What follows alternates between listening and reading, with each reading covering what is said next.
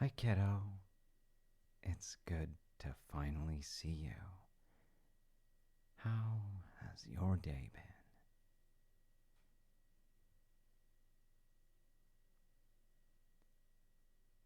Yeah, to be honest, I could sort of tell.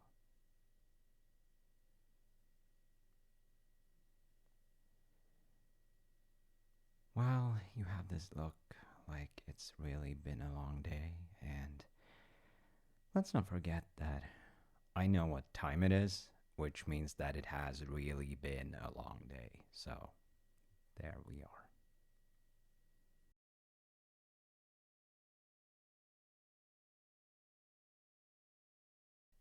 Well, I hope you feel a sense of progress after all this work.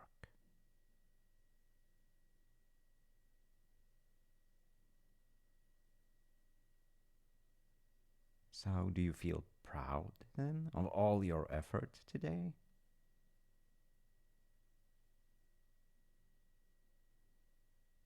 Well, you should. And also know that right now you've made it here to this part of the day and you can allow yourself to relax and gear down.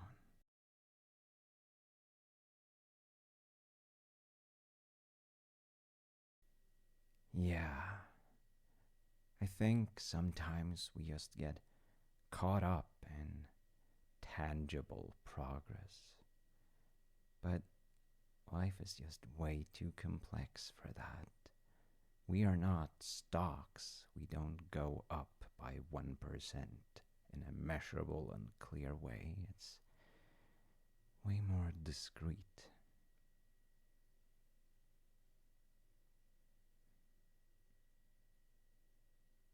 Hmm. I saw a sticker one time when I was out walking, and it said something like, if you made no change between Monday and Sunday, you have wasted a week of your life.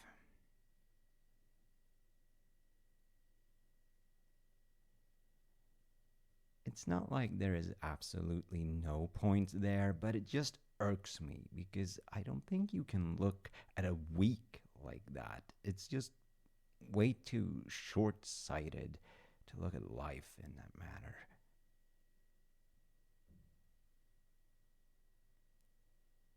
Well, probably.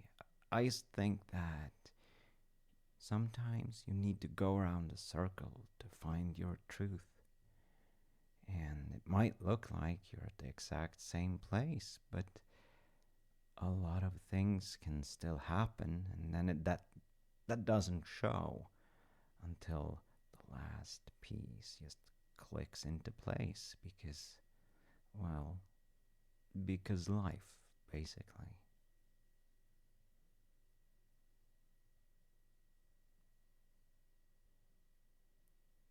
Yeah, I think you're onto something. Actually, this whole thing reminds me of an old story, if you'd like to hear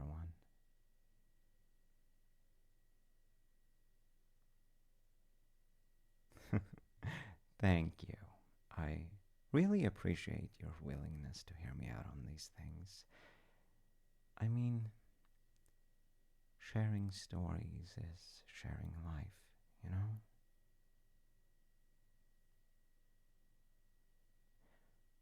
All right. This story starts on a Monday. It starts with a stonemason who is not happy right now.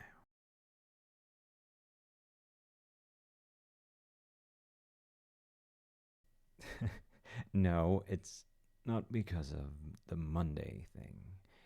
It's because of a visitor.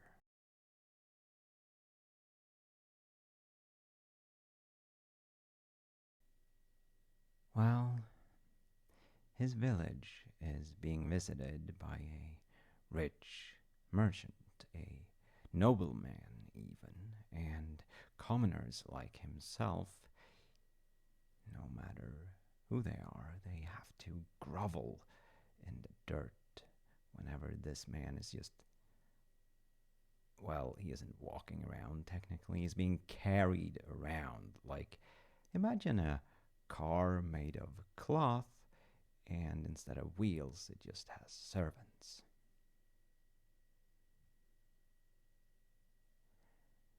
Yeah, it's probably a sight to behold if you can stand up and look at it. Oh, and this is this is somewhere in Asia. I don't know if that makes more sense of the picture. But anyway, he's down in the dirt and he's unhappy about it.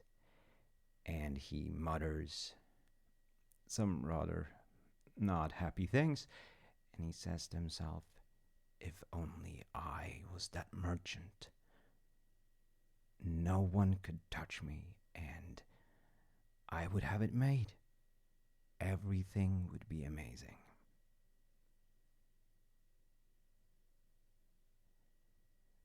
I mean, I think we've all had thoughts sort of like that at one point or another. We just, well, it's basic jealousy, or just looking at people who are very rich and think, I'd like to be very rich. I feel so far he's being relatable.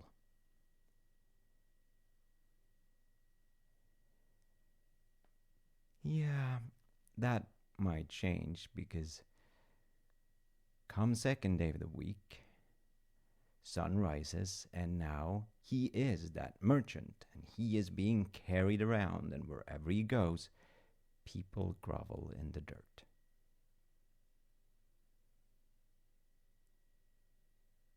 Yeah, he is actually quite happy about it until about midday when he notices that there is something in this world that no amount of power and influence can actually sway.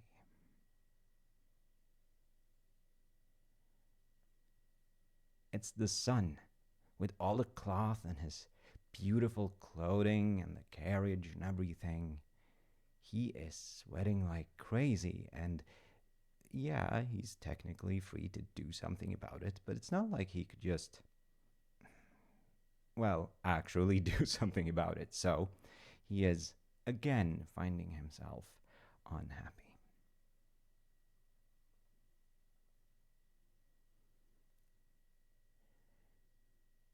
Mm-hmm. So he thinks to himself, the sun must be the most powerful thing in all of existence. And I wish that was me. I would be the ultimate power.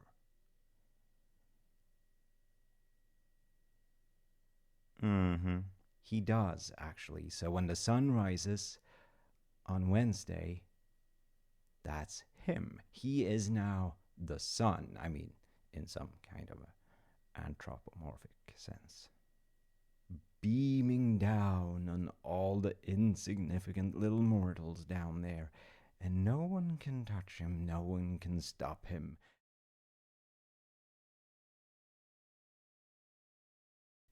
Yeah, he is just having a genuine power trip, and nothing can stop him until something does stop him.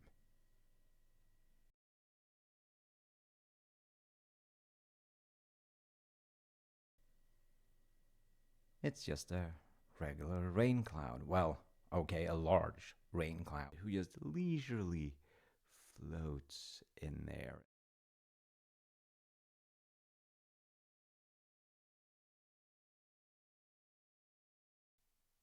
So, he thinks to himself, if only I was a rain cloud who can stop the sun. Which obviously means what?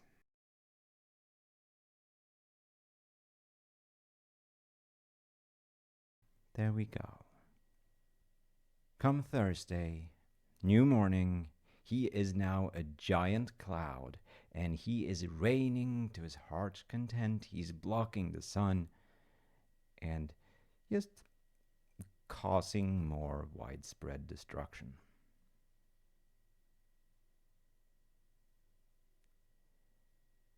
Yeah, especially with the whole drought thing that he caused before. And he is very unhappy, and everybody else is suffering a lot, and so is he.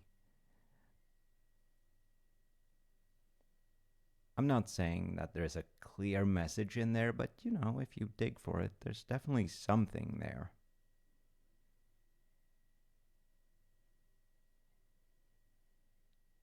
Yeah, something like that.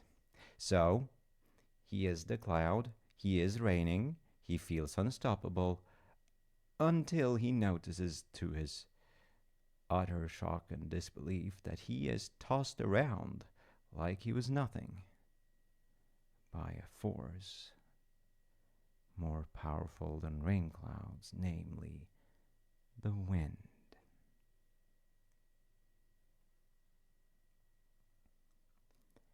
Exactly. I mean, are we starting to see a pattern here? So, come Friday, he is the wind, and he is storming, and nothing exists on the earth that he cannot move around. He is now the ultimate power, and he truly relishes that. He is joyful, and no one can tell him no. No one can push him down. No one can break him, except, of course, I mean, he finds a mountain.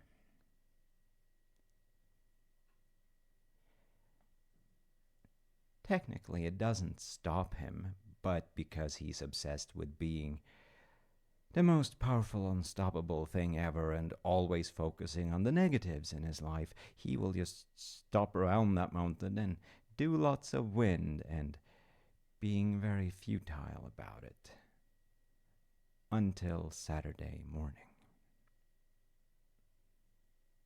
Hmm, exactly. So now he's a mountain and just generally standing around, being immovable. And come wind or rain or sunshine or merchants, and no one can touch him.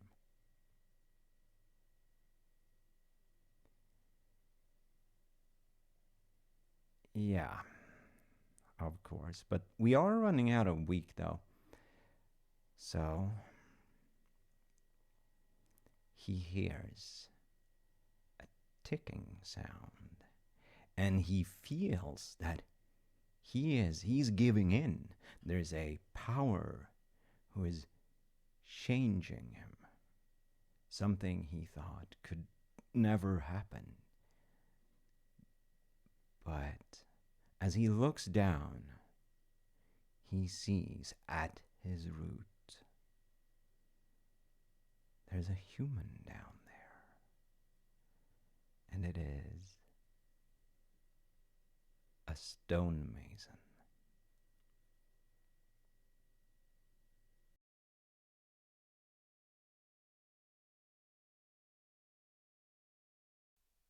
I mean, I do think so. So on Sunday, he wakes up again and he's a stonemason, and he's like, "Yay, take this, mountain."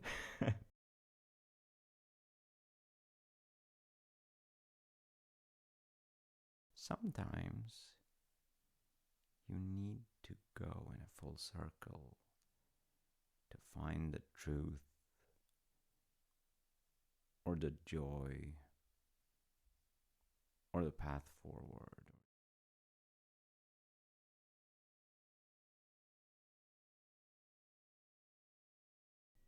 To find the joy in just existing and being you, being allowed to be you.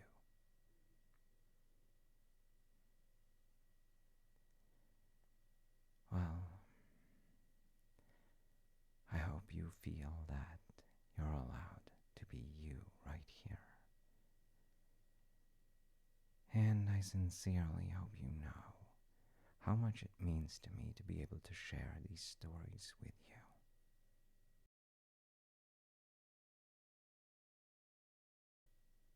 No, really.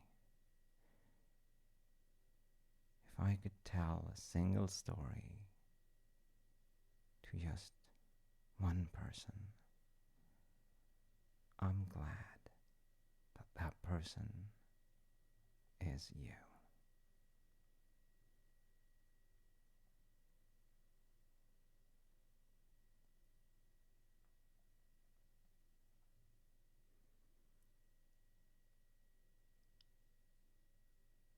I guess you are very much allowing me to be me. So I don't need to wreck half of China in order to find my Zen core or anything like that. So probably good for everyone involved.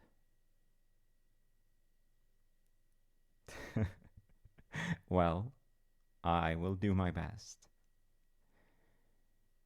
And no matter what you turn into, I do want to be here for you. And I'll always love you. Don't you forget it.